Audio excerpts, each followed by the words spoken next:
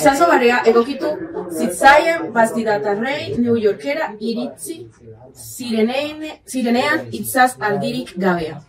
Enaiak 11. New Yorkero sarrera ikaragarria izan da. Egun egukitzua tamaina guztietako vapore eta vaporetxoen. Artean sartu gara.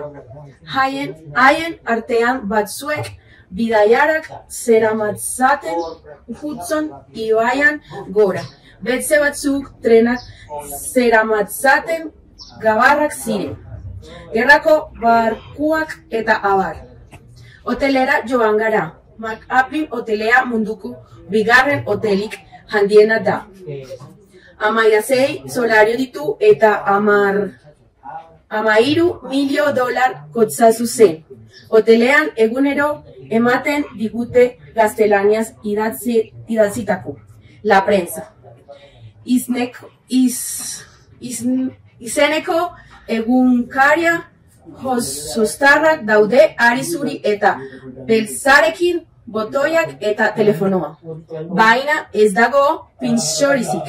Bainugelako komuna erabiltzen dugu. McAlpin hotela ez da gaur egin existitzen. Sasoi batean New Yorkeko hotelik luxuzkoena zen, baina 80ko hamarkadan gai bera izan zuen. Udaletxeak alokatzen zituen gelat bertan omelezak sartzeko. Apartamentuak dira orain.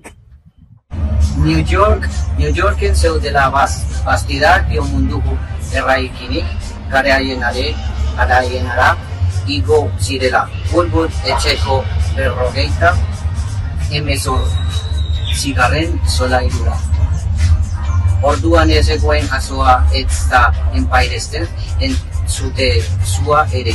Dena den hasia zegoen New Yorken etxe horrazen zukarra.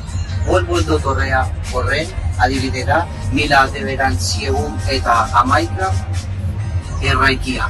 New Yorkeko hasieretako zure jarraskaria da.